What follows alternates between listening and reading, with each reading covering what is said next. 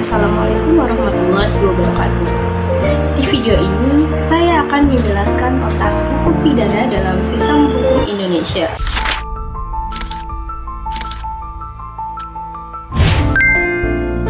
Hukum pidana adalah aturan yang mengatur perbuatan apa saja yang dilarang dan kalau dilanggar akan ada sanksinya. Nah, di Indonesia kita menggunakan KUHP sebagai dasar hukum pidananya. Sekarang pertanyaannya adalah kapan suatu perbuatan bisa dikatakan sebagai tindak pidana? Ada 4 unsur yang harus terpenuhi.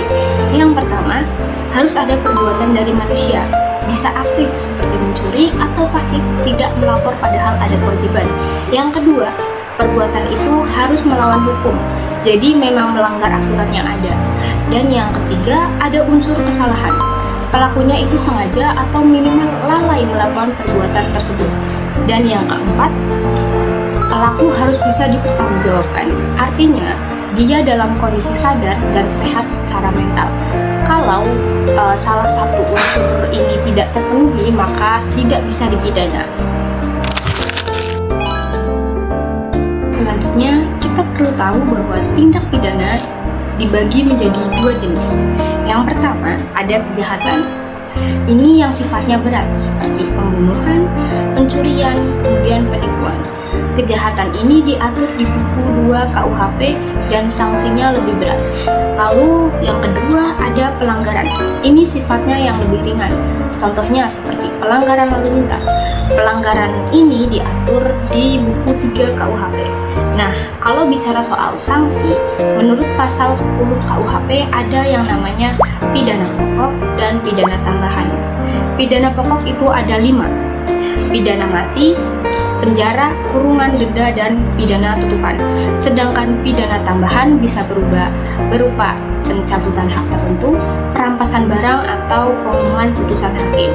Jadi, hakim bisa menjatuhkan pidana pokok saja atau bisa dikombinasikan dengan pidana tambahan tergantung pada kasusnya sendiri. Yang terakhir, ada beberapa asas penting yang perlu diketahui dalam hukum pidana. Yang pertama, asas legalitas. Intinya, tidak ada pidana kalau tidak ada aturannya terlebih dahulu. Jadi, orang tidak bisa dihukum kalau perbuatannya belum diatur dalam undang-undang. Kemudian ada asas tidak ada pidana tanpa kesalahan. Jadi, hanya orang yang memang bersalah yang bisa dihukum. Dan yang terakhir ada asas tidak berlaku surut. Artinya hukum pidana tidak bisa diterapkan ke masa lalu kecuali kalau memang menguntungkan bagi terdakwa. Nah, biar lebih jelas, saya kasih contoh kasus yang sempat viral.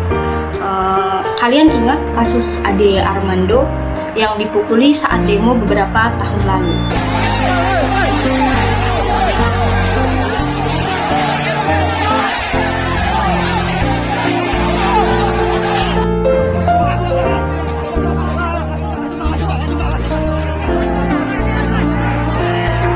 Kasus ini masuk kategori penganiayaan yang diatur di pasal 351 KUHP. Keempat unsur tindak pidana tadi terpenuhi semua. Yang pertama, ada perbuatan manusia, jelas yaitu pemukulan. Yang kedua, melawan hukum karena menganiaya orang. Terus ada kesalahan karena dilakukan dengan sengaja dan pelakunya bisa dipertanggungjawabkan. Makanya para pelaku tadi bisa dipidana. Atau contoh lain yang lebih dekat dengan kita, misalnya ada teman kita yang menyebarkan video pribadi orang lain tanpa izin. Ini bisa kena UU ITE dan masuknya ranah hukum pidana karena melanggar privasi orang. Jadi kalau saya analogikan, hukum pidana itu seperti rambu-rambu lalu lintas di jalan raya. Rambu-rambu ada untuk melindungi kita semua, memberikan mana yang boleh, memberitahu mana yang boleh dan tidak boleh dilakukan. Kalau dilanggar, ya ada konsekuensinya. Tujuannya bukan untuk menakut-nakuti, tapi untuk menciptakan ketertarikan dan melindungi hak-hak setiap orang dalam masyarakat. Oke, jadi itu dia penjelasan singkat tentang hukum pidana. Semoga teman-teman bisa memahami dan bisa bisa melihat bahwa hukum pidana itu sebenarnya sangat dekat dengan kehidupan kita sehari-hari. Terima kasih. Wassalamualaikum warahmatullahi wabarakatuh.